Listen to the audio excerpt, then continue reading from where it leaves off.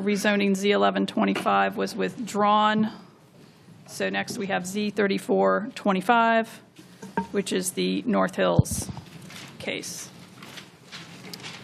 Yes, ma'am. Good afternoon again, Madam Mayor, members of council, Bynum Walter, Planning and Development.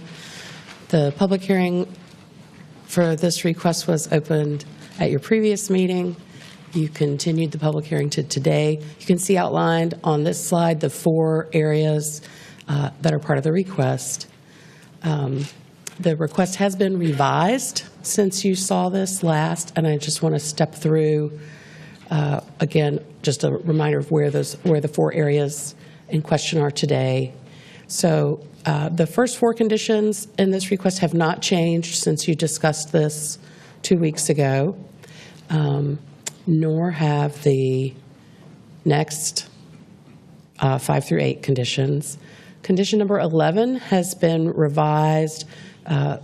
Previously, the applicant had offered a contribution of $400,000 to Raleigh Fire, and they have increased that to $500,000 as part of updating for today's request. And then they have offered 2 additional conditions. So the first is an affordable housing contribution that requires contribution to the city's affordable housing fund in the amount of $40,000 per residential dwelling unit for 1% of units constructed, and that contribution must be made prior to site permit review, the approval of site permit. And then they have offered an additional condition, number 13, that restricts access to Rowan Street, so requiring that passenger vehicle site driveway access on Rowan be into and out of a structured parking facility. So those are the revisions to the request. The initially allocated time for both comment in favor and against was exhausted at your previous meeting. What questions can I answer for you? Questions? Yes. Yeah, thanks, Bynum, for this. I know there's been a lot of discussion about the Midtown Area Plan and recommended heights and what heights are being asked for here. And there's also been some discussion among council members about the open space conditions and what it means. Do you have the chart that has that spelled out for the 4 different parcels? I'm pretty sure I do. Great. I just want to put this out here because I think it is useful to see what is being intended here. Yeah, so we've got a couple parcels that are going up to the 12 and 20 stories. The Midtown guidance is up to 12 on both of those. And then the final 2 parcels, they're asking for 37 stories, but the Midtown area guidance is for 20. And then it's the prior slide, I believe, has the information about the open space conditions. Am I wrong? No, not that one. I can talk to you about those. So. Okay. Because my understanding is what is offered for open space is 40,000 square feet total, but what is required by the UDO is 48,000. And so there is a difference in what we get versus what the conditions say. And when I look at all the numbers, I think at the end, it looks like we get about an additional 12,000 square feet of open space. Again, this is privately owned open space. So I don't know if you can speak to that or if you have that chart too. So I will say 2 things. One, the conditions as written specify the inclusion of at least 4 public amenities in each of the 2 spaces that they're offering, and those are spelled out in a menu of choices. As I recall, like dog waste stations and things like that are included. The other thing that the conditions do is offer you some certainty about the timing of delivery of the open space, because it's their time to go with the first burst of development. So it's not accruing incrementally over time in the event that these sites are not developed all at once, right? In the event that either of these sites is phased in its development. And then we'll look and we'll see if we have the table you were asking me about in terms of square footage comparison.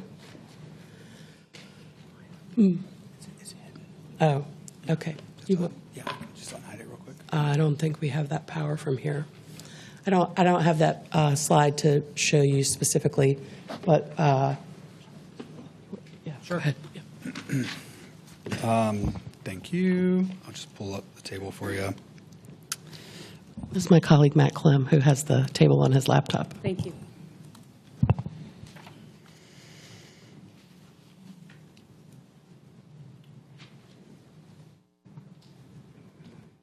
Right. I think your recounting of what the conditions do is correct. There's an additional 12,000 square feet of open space that are dedicated via the zoning condition. Some of the open space, it's distributed differently in the different sites across the 4 districts of North Hills. But yes, like in the full accounting of it, there's 12,000 additional square feet of open space. Yeah, I just wanted to clarify that. Thank you. Yeah. Other questions for Ms. Walters? Councilor Patton. Hi, Vina.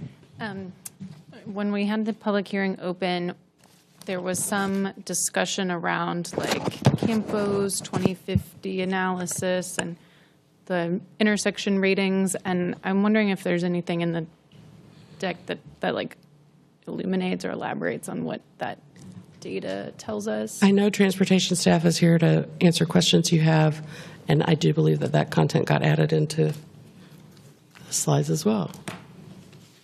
So, and I'll invite transportation staff to come up and speak to you about this. Good afternoon, Margaret Tartalla. Let me get towards the end of the, here we go. So this is showing you what the Campo, which is our regional transportation planning organization, has projected and through the Triangle Regional Model for the year 2055. So this analysis was done last year as part of the Metropolitan Transportation Plan update, which is our regional transportation plan, which is updated every couple of years. So those jars in the upper left corner are just sort of to provide a visual about what the colors on the map mean. So this is showing us the volume over capacity ratio for each segment of roadway. So green, good, yellow, near capacity. So you're looking at like 75% to 95% capacity.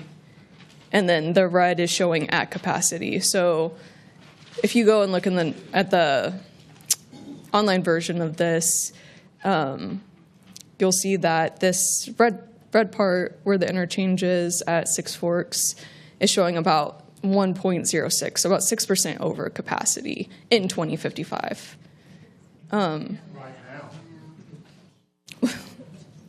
So they also have a base year version, which is for 2020, and not to discount people's perception of the traffic, but that would show that everything is green except the interchange. There's already showing yellow in that. Okay, so this reflects that in 2055, that the on-ramp to the highway is going to be at capacity. The other roads will be nearing capacity. Yes. And then these. Thank you. And that these side roads, even in 2055, will have some more available capacity. Am I understanding that right? Yes, that's what's been forecasted. Of course, I think we've shown over time that we tend to project more trips than end up happening, and it's very hard. So part of what the model does is looks at where trips are coming from and where they're going to, and then it assigns them to a particular route. And so we tend to be pretty good about knowing how much growth is going to happen, but where it's going to happen and what routes are going to be affected is a lot more difficult on this time horizon, 30 years in the future. Okay, thank you. Yep. Councilor Lambert Melton. I think this may be for Bynum or anybody who has access to the mouse. Can you put that chart up that shows the amount of stuff they can build now versus what they could build if the case is approved? Mm-hmm.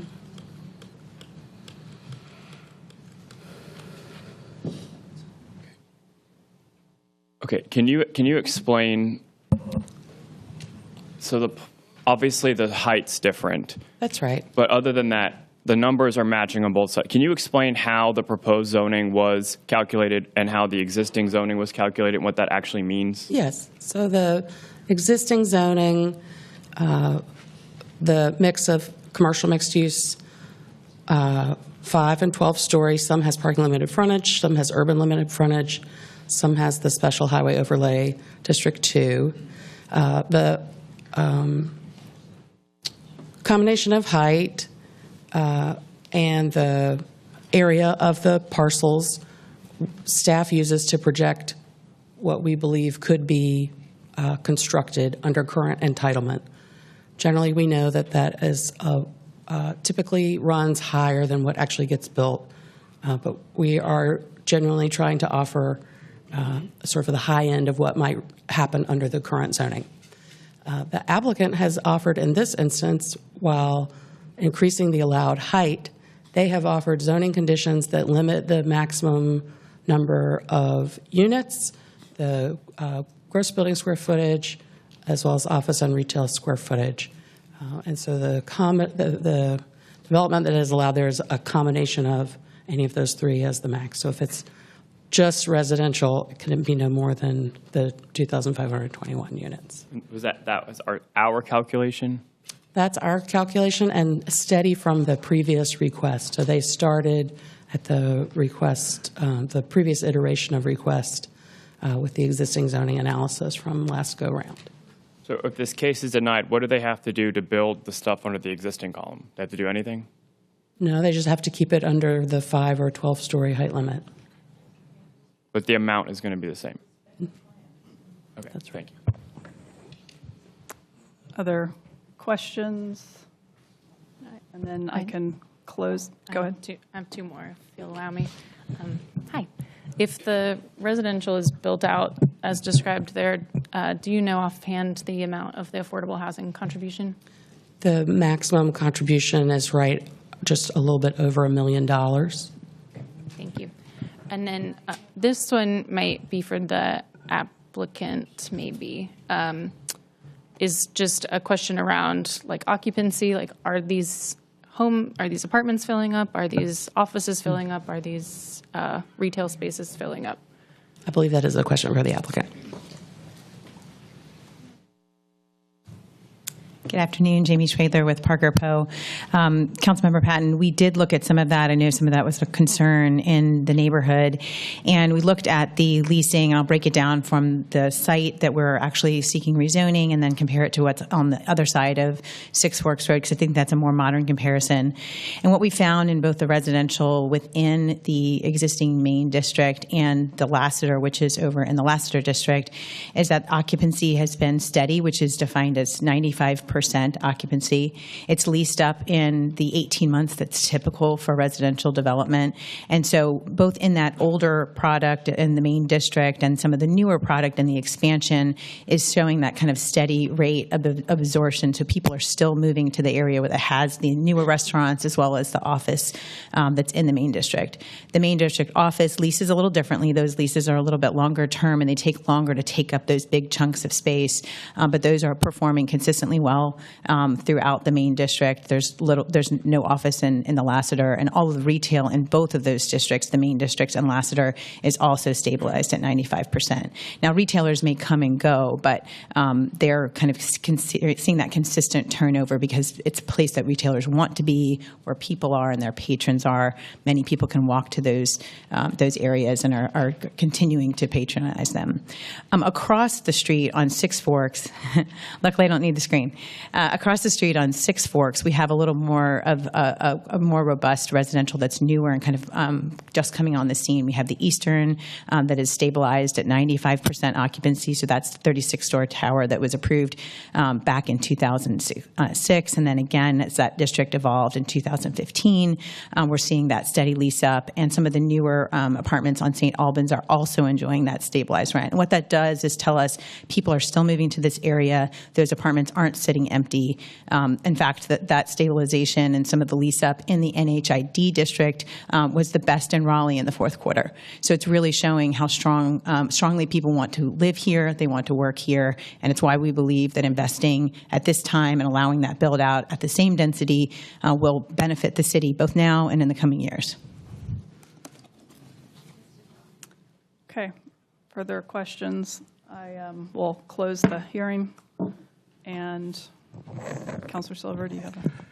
I first want to thank the public who attended public meetings and sent emails and messages regarding this case.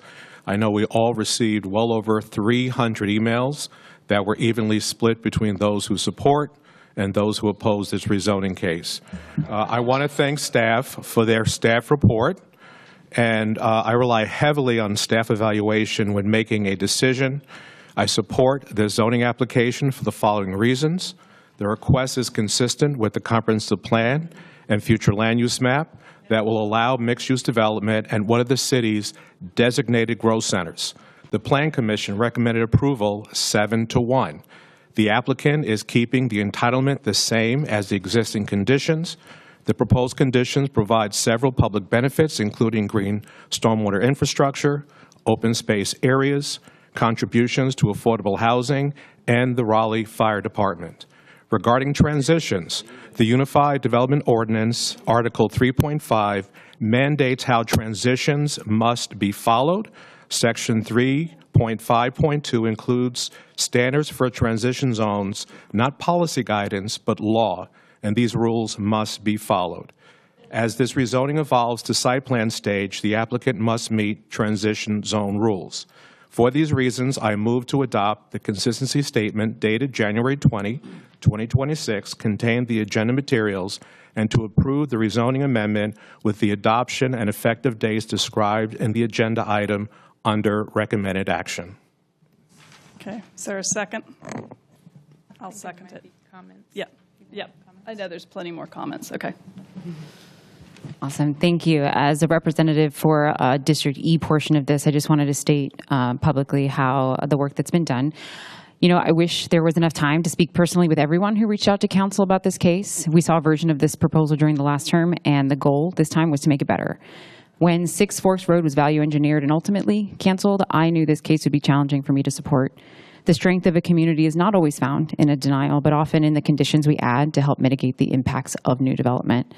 The comprehensive plan and the Midtown Area Plan are strong documents that clearly reflect what the community wants to see as a development occurs around them. They serve as important metrics for the community to measure whether council is adhering to or choosing to change those plans.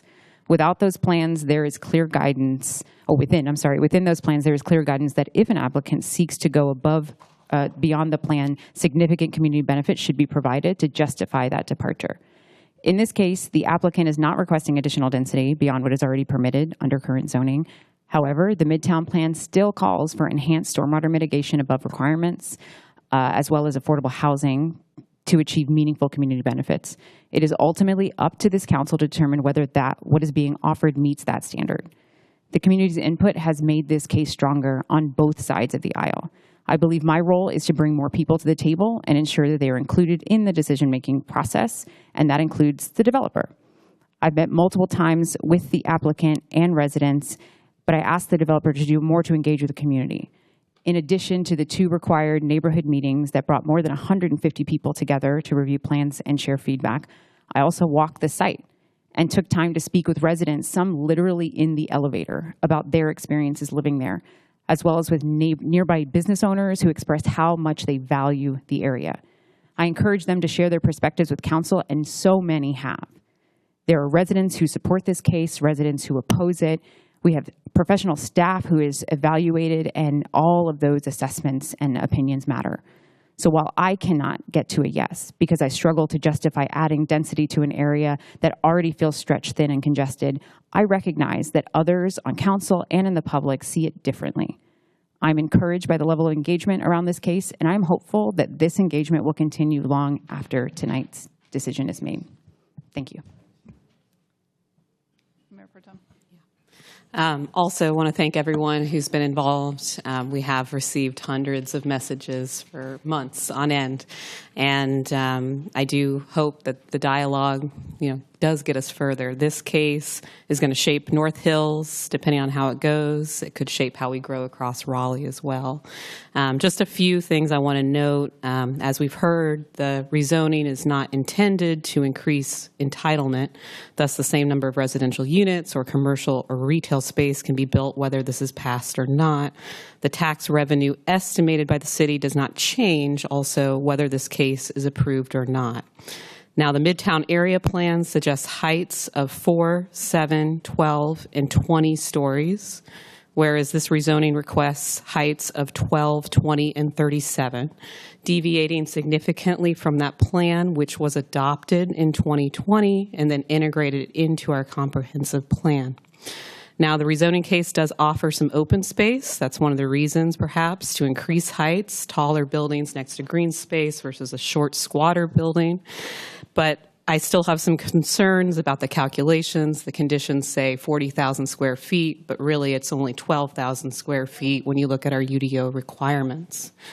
Now, I do want to thank the applicant for offering several worthwhile conditions here. They were added since our last meeting, and one of those was for affordable housing. That is a contribution to our city's fund. For all folks who wanted us to approve the case on that very first public hearing, there was no affordable housing then. So I just want to say I think that has been a major improvement in this last 2 weeks. Now, for me, at this time, I'm still thinking about traffic. I know it's a major worry. We are supposed to have a transportation committee meeting about this topic, but that would be after today, after any potential vote takes place. Also, we are embarking on updating our comprehensive plan, spending hundreds of thousands, perhaps millions of dollars to do so, thousands of resident hours of input. And so what concerns me maybe more about this case is, again, deviating from recent plans and then asking folks to come out to continue to support the development of new plans. We are all up here with different calculations about whether the public benefits offered are sufficient to outweigh plan discrepancies. For me, they do not.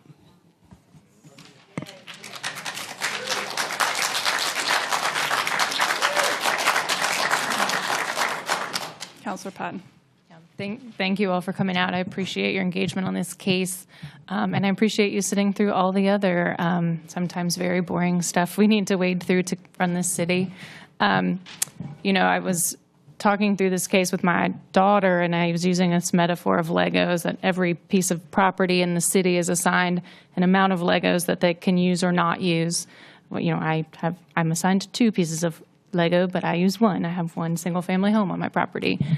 This case, these parcels are assigned an amount of Legos, and typically in a rezoning, people are coming to say, hey, can I have some more Legos? In this case, they're saying they want the same amount of Legos, but permission to build them taller.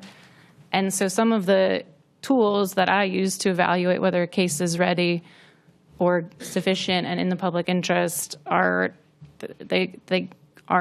not applicable, right? The traffic, they could build those with those same Lego pieces up to the edges of the property and generate the same amount of traffic. So we can't use that. We have to look elsewhere. Taxes, we can't deter whether they build spread out to the edges of the parcels or they build taller. We're same tax revenue, so we can't look there. And then trees, right? There's no trees on this parcel, so we can't really use that either. So then I looked at the Midtown plan, and lots has been made of sticking to the plan. The Midtown plan is a 185-page document, and it calls for doing a lot of things. It's not a 185-page compact on building heights alone. It calls for crossing 440. And how do we do that? We get federal funding. And how do we get federal funding? We show that we're doubling down on this area. It calls for serious transit. How do we get more transit in this area? By showing there's lots of people who live here, work here, or go to things here. The Midtown plan calls for a waterfront district. How do we pay for new parks and new waterfront districts? Through tax revenue. And so for all of the things that the Midtown plan asks us to do, and the significant affordable housing contribution that's coming earlier in the process than most of the cases, and the contribution to the fire fund, I find that those public benefits are significant enough to override the height discrepancies so that we can do the other things that are called for. So that's right. All right, thank you.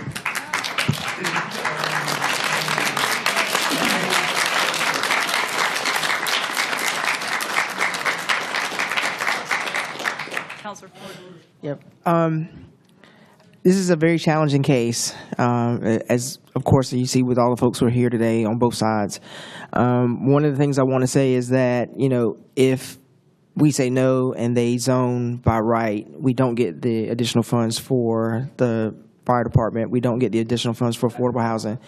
But I will say we understand one of the biggest challenges is transportation in the area. And, we got a lot of work to do. And so it's not like we're not going to continue trying to figure out solutions for traffic and things as it relates to 6 Forks Road. So I don't want folks to walk away and feel like we did not hear you, we did not listen to you, because you were heard. So. All right. Any other commentary? Okay. We've had a motion and a second. All in favor of the motion, aye. Aye. All opposed, nay. All right, so that is a 6-2 vote. Thank you.